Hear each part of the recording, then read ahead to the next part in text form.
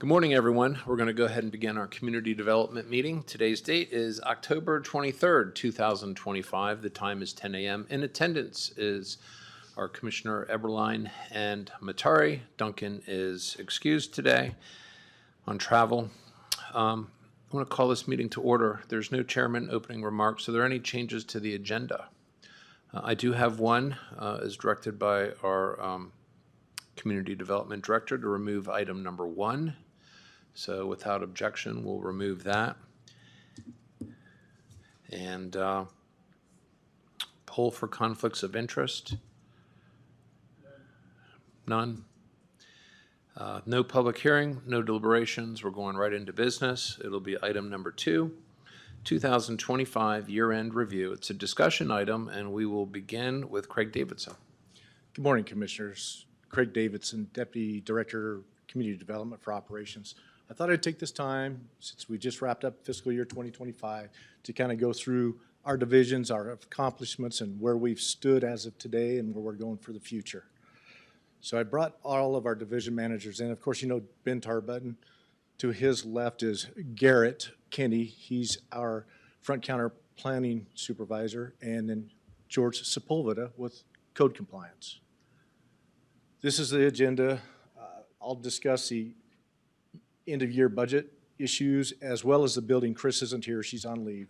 Ben will discuss some current planning factors, and Garrett will discuss front counter operations, and George will follow up with the completion of Code Compliance Division.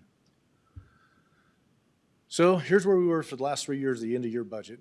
2023, we were at a deficit of $51,985, better last year, and this year, there's the number where we fell at the end of the year. Some of the savings in the following areas were personnel. We did save quite a bit in personnel. Travel, what was projected. Our consultant fees, we were able to save some there. And then one of the big issues for savings were subscriptions. Idaho did not adopt the 2024 building code.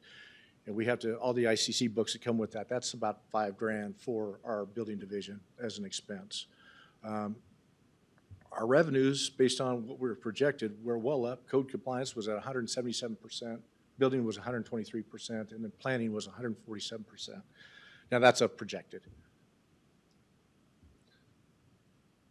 I'll discuss the building division specifics and the metrics we had for 2025 and 24 in comparison. Total permits, as you can see on the screen, 25 was 2799, and we were a little up, well, quite a bit up from 2024. The key issue probably that's of most interest, we've basically come down in several categories for the reviews. Thanks, Ben. Here's where we are, average days of completion to issued 2025, which is substantially down from 2024's 45.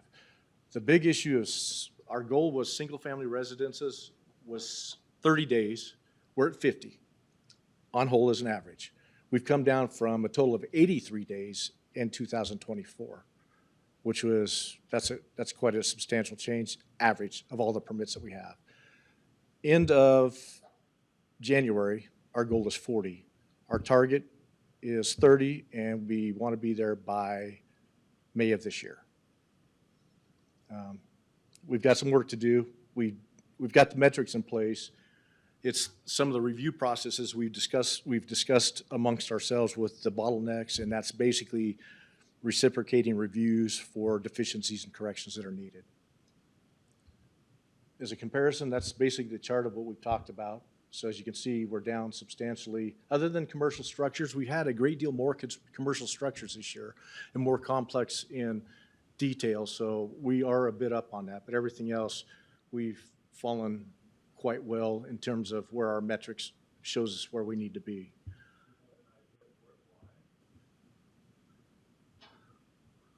Do you have an idea why? Why we've reduced it? No, why was our building permit versus what those are is those are the average days. So to the left scale, that's the number of days that we have set up for our metrics in terms of the broad spectrum category of all the permits. In the bottom axis, oh, sorry about that. commercial. So these are the statuses that we have in the metrics along the permitting process. So if you've got submission to completion, that's the initial stage when somebody comes in the door, gives us an application, to the point where it's sufficient enough to move on through the review process, which goes from the completion of that permit and everything's being basically evaluated, reviewed, to issuance. And those are the average number of days based on what I gave you for all permits, including mechanical. What may not be coming through is that the reduction in the goal is a good thing. That means it's taking us less time Yes. to review these things. And the answer to your question is because all of these people are working smarter, more efficiently, and helping applicants get through the process. Well, and Ben will probably talk about some of the education process that's gone on for projects too, that fall in line with the building permits as well. But by in hand, we've got. I was actually thinking about the building and an entity all complete. So because you have there's a lot of people that moved in here. Right. And so again, there's more things that are going to happen with, what do I want to say? With commercial. Sorry, I'm not getting your question. I understand that. So in terms of commercial activity, you're exactly correct. We have seen a big increase in that. And several hangars to boot have actually come in addition to some of the other commercial aspects of, they're more the condo-style buildings for the most part, big metal structures that are kind of minimized for businesses. And you're right. The reason I bring this slide to you, basically kind of the key thing is what's in the yellow highlights, basically shows the number of permits for that value range of builds. This is inclusive of all commercial, manufactured, mechanical, residential, retaining. Interestingly enough, we've had 7 permits of over $2 million this past fiscal year, which is up from the previous years. Commercial or otherwise? Commercial, modular, most of them are. And there's been some houses up there too. There's some pretty interesting builds on some houses too. We've got several large projects and houses that have gone on. The $1 million to $2 million range, there's been 38 permits for those. And Commissioner Eberline, to your point on that, over up to the 2 million, it's 2 commercial building permits and 5 residential permits. So the majority of those were residential, just larger commercial projects. So it isolates that. But we've seen an uptick in some of the larger projects coming in as well. This is kind of, I know it's a busy chart. It's basically all the inspections that we do, and you'll see 2024 to 25. We've actually had a decrease of about 1,080 inspections between the 2 years, and this is a month-by-month basis. And the reason for that is, even though we have 8 inspectors, what we've done is, the way IMS works is each inspection has to be scheduled, and there's a cap that you establish daily, 55 to 65, depending on the workload. Well, we've bundled the inspections. So what we're doing is we're economizing our inspector force to be able to conduct multiple inspections at one point. What this has done for us, and especially on the inspection end, for re-inspections, if there's been failures or partial passes, it's allowed the inspectors to actually manage their permits and go back around, re-inspect to keep the project moving. So it's freed them up that way.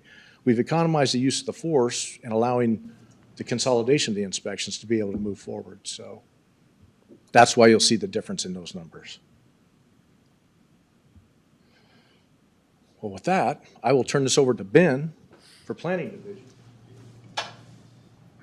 Thanks, Craig. Ben Tarbutton, Planning Manager for the record.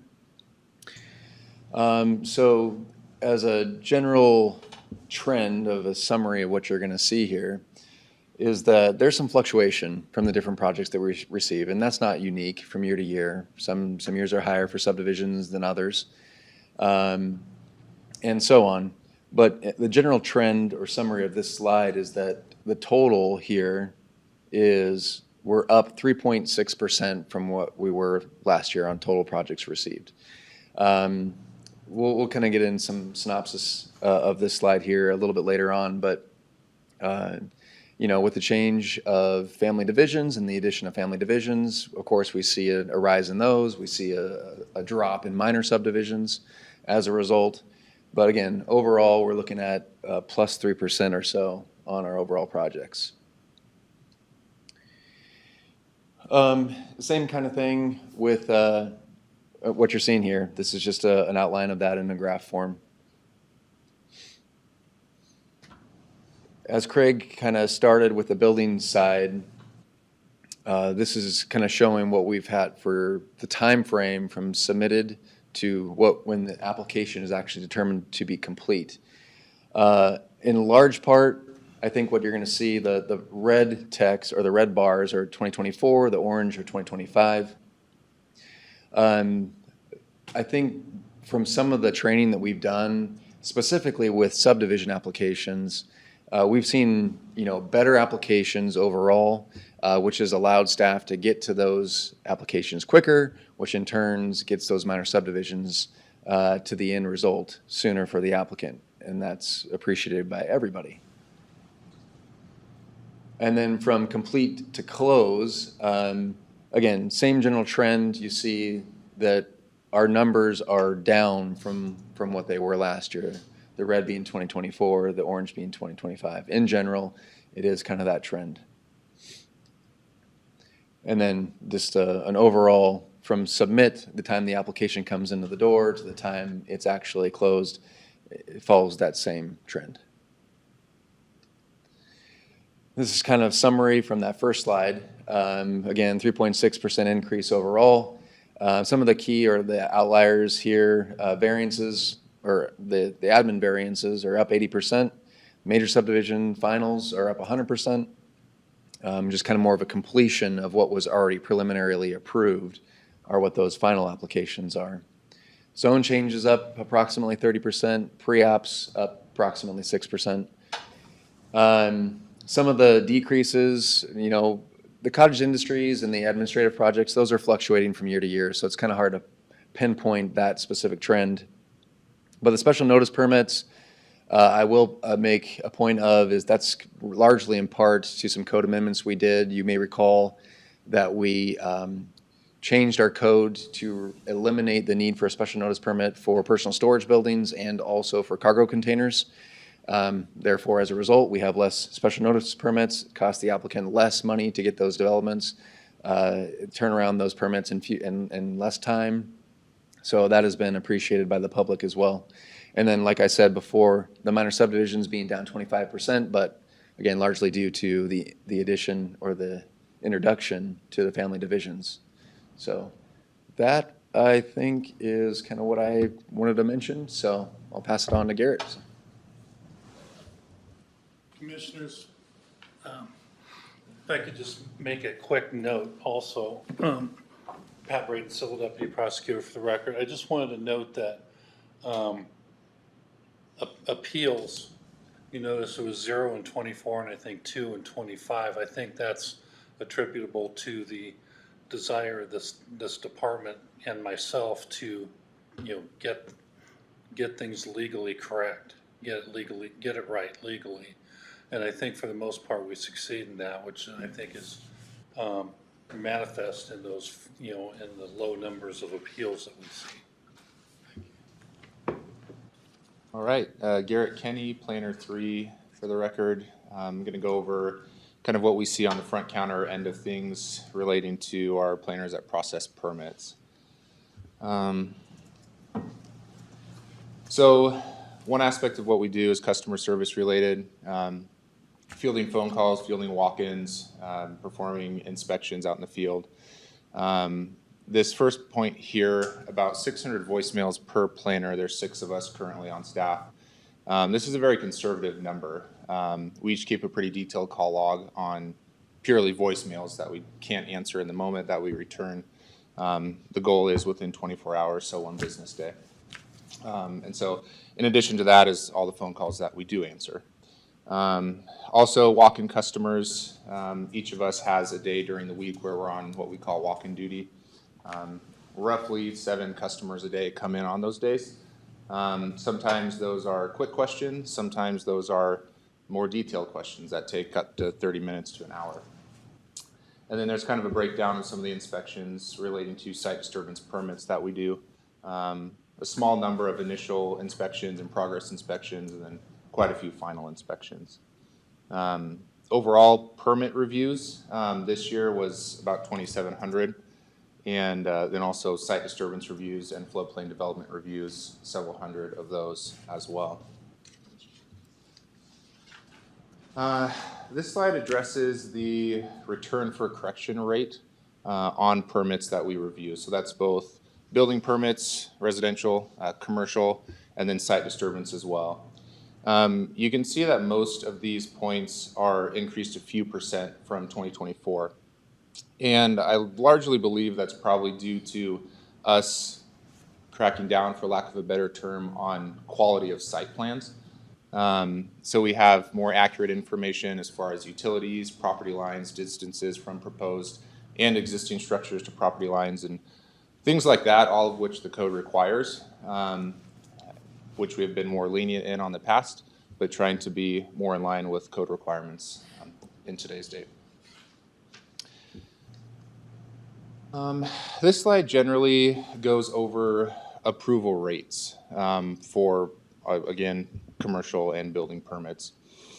So in 2024, you can see the average approval timeline for dwellings, single-family residence was around 8 days. This year, that was around 6 days, so a couple day improvement there. And also, you can see shave the day off of commercial review timelines as well. And this is just a chart of that prior slide, kind of showing the increase in efficiency as far as those review timelines go for dwellings and then commercial buildings. This is a pretty cool site that we got to see some good remediation take place on. This picture shows what a landowner had done without a permit, which resulted in a code violation. They had installed some grease soaked railroad ties into, I believe this was a class 1 stream over in the Cougar Gulch area. And subsequently, we got a site disturbance permit for remediation. And then this is the end result there. Once they removed those railroad ties, reseeded with natural vegetation there within the stream banks. And it's looking great. This is one of the better remediation projects we've seen in the county, at least in my time here. So I think that includes what I've got. Off to George.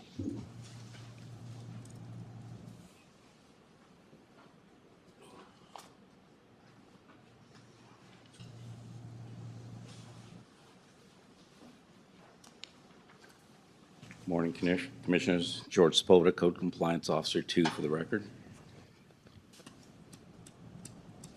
Wrong way. This is Code Compliance's performance metrics for 2025. As you can see, so far we've had 307 open cases. We've managed to close 293 cases. That's a culmination of both this year's and previous year's closures. And our average case resolution time is around 35 days. There is a backlog. We currently have 695 total open cases, and that's going back to, I believe, 2007 is the earliest case we have still on the record.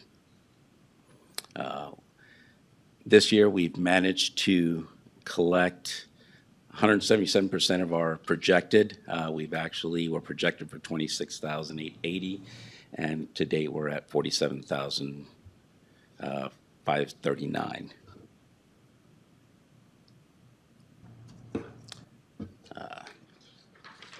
Here it shows what I spoke to previously.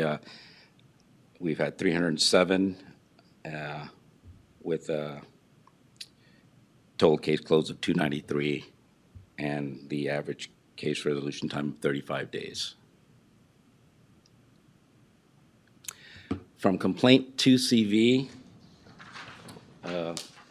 we've had a total of, this is a 5-year metric, it goes back to 2021. In 2021, we had around 63 unfounded complaints and 574 code violations. This year, we're at 68 unfounded, and at 307 open cases, or new cases, excuse me.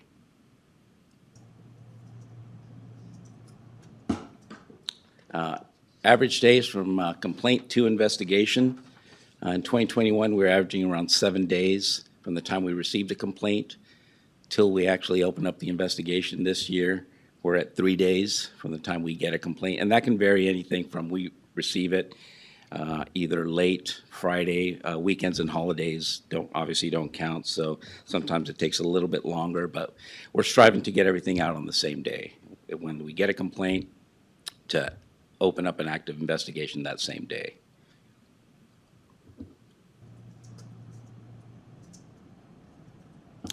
Five-year history on the violation types.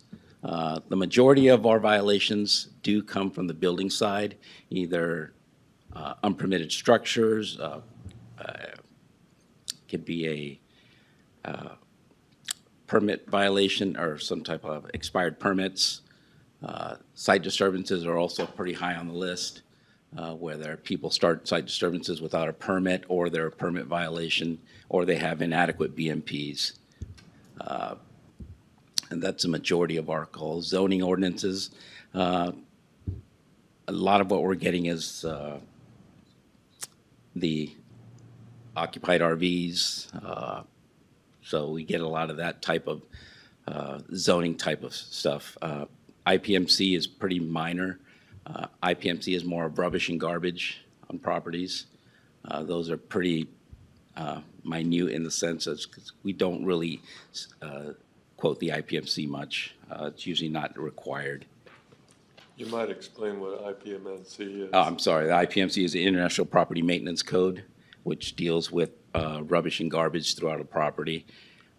Most of the times we get really good compliance with that. They'll clean up the property, and we're able to go out and verify and close out that case pretty quickly for the most part. Average time on those is within 2 weeks. So we've gotten really good response once we do issue a code violation or a courtesy notice for that.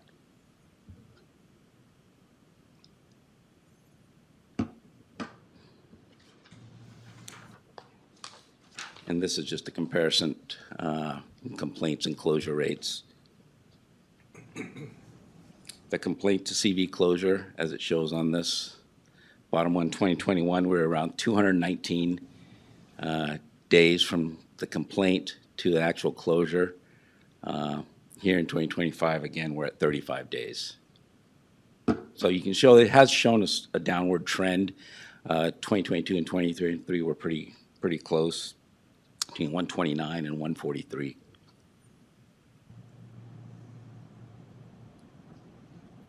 George, I have a question. Yes, sir.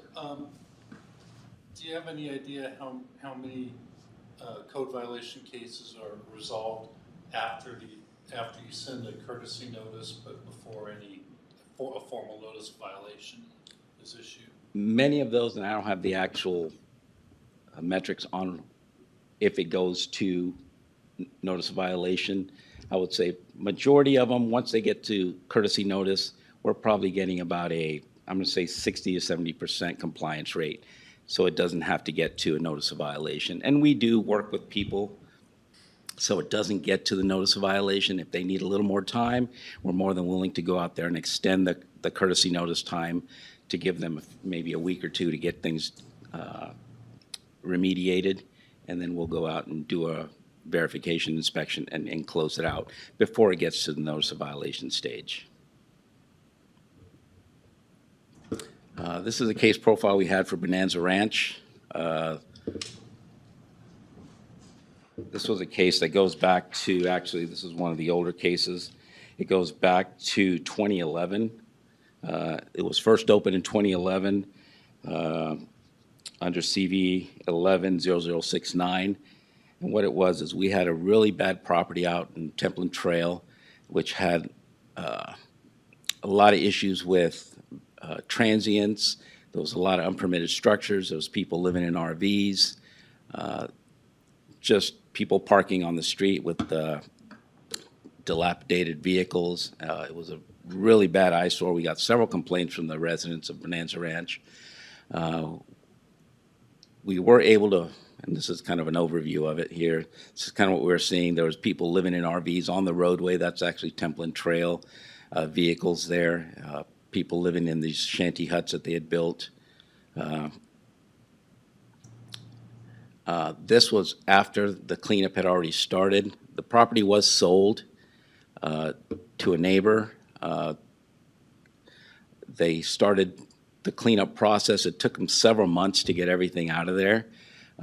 Talking to the new owner, he said he removed over 86,000 pounds worth of garbage. It took him about 2.5 months of several trips to the transfer station to get rid of the trash on the property. This is kind of what it looks like now. It's been cleaned up. All the other structures have been removed, demolished off the property. And that's the area where the main residence was. So it's all been cleaned up. They did a fantastic job of cleaning that area. Now there's just a couple little trailers on the property.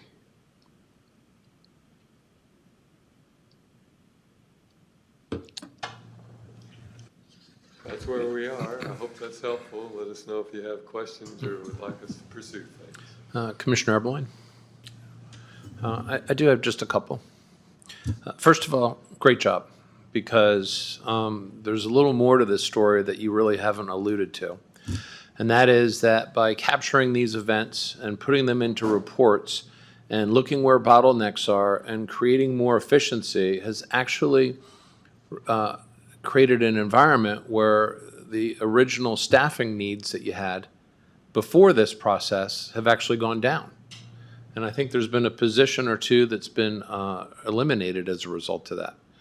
So kudos to you, because this is what operational efficiency is all about. It's about saving taxpayer money and being able to show people what they're getting with the tax dollars that they're paying into, or in this particular situation, the fees.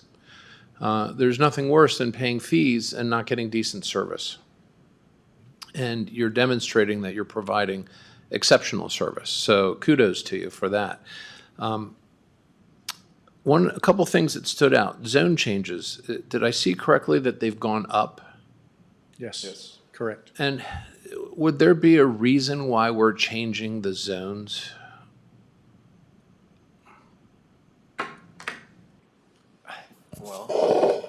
It's largely driven by the marketplace because zoning is an inexact science and needs to adjust over time. Mm-hmm. A lot of our zoning, you'll recall me saying, dates back to '73. And you can well imagine the marketplace has changed dramatically over that time frame. Like some of our major arterials or highways now have 4 times the traffic they used to. So 4 times as many people wanting to do things, and then coming to us to upzone, and like the case you experienced not too long ago with Vlad handling, where they wanted to do more on the property. Mm-hmm. So that's really outside of our control and a reflection of changes over time in the marketplace. Would it be prudent that we start developing or updating our zoning maps to say that these parcels that may be zoned agricultural would have an automatic upzoning to, like, for example, commercial if they're on a major thoroughfare, Yes, where sir. commercial would make sense? That would be some of the policy work that should come out of our comp plan update, Okay. is say those kinds of things, and then make it easy for the staff to come to you for changes in zoning. So we can look forward to incorporating that into the upcoming comp plan revision. And then that way it can come before the board for us to look at, and of course the public. Yes, sir. Okay. Just a comment, but I really like the idea of having planners take walk-ins, because, you know, a good application in the beginning makes for a much smoother process throughout. And it's a good opportunity to work with the folks who are submitting the applications, hear their concerns, and also look for inefficiencies on the front desk that could make things a lot easier on the back end. So kudos to you on that. And the only other thing is it seems like the code compliance or violations are going down. Is that correct? Or we're just not getting notified about them? We're getting a little bit of both. They are going down, but a lot of times we're not getting notified on some of the things. We do get a lot of it through, obviously, it has to be a written complaint. And a lot of people aren't willing to sign that written complaint. And a lot of these things, even though we may be aware of it, we can't do anything. There's times driving down and I see a violation and I can't technically write up a occupied RV on a property if I don't have a written complaint. Yeah, and the only reason it stands out is that as more and more people move here, you would think that there would be a correlation of it going up. And I recognize that people who live here, they don't want to mess with other people. They don't want to create a problem. But there's also a reason why we have code, because we don't want to be in a situation, for example, if, was it creosote, is leaching into a stream and then coming onto your property, right? Commissioners, I can speak to that because those calls come to me. In today's world, people are fearful of their neighbors. Some of that is a socioeconomic change that I've experienced over 45 years. It used to be, when I was a young man, that people were willing to come forward. Today, the best analogy I can give you is we have more rats in the sock and they are not getting along. Yeah. If you'll pardon the metaphor. Well, I've never heard that one before, but it's always I the didn't first like time. rats in a wool sock. Yeah. Is there anything you could recommend this board look at to help address those kinds of issues? The kinds of things you already do, where you have town hall meetings and let people talk, and you share your views and they share theirs. That's immeasurably important. But I'm referring to just the violations themselves without it being in writing, but we know about it. Commissioner, Yes, go ahead. Commissioner George Spokner. What we've done is ask people if they do have some type of HOA or some type of association that maybe they can do that so that there's no individual person being assigned to it. We can accept it that way. So we try to urge people to at least to submit in that sense if they have that available to them. And similarly, groups of people. Groups of people, yes, We've sir. suggested if you have 5 neighbors think like you and you all want to sign this, that works just fine. And that way they don't feel like they're on the hook and being singled out once their name becomes of record. Yeah.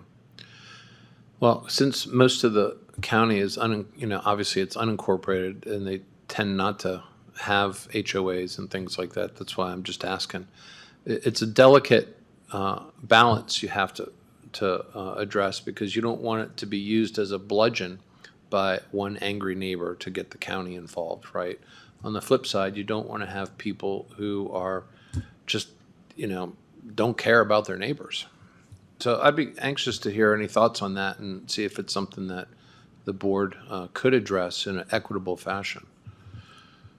Assuming, and if the balance of the board agrees with it, then maybe we can look at something like that.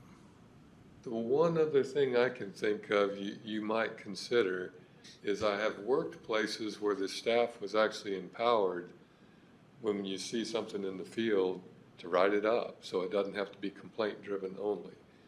That, of course, takes a certain degree of discretion,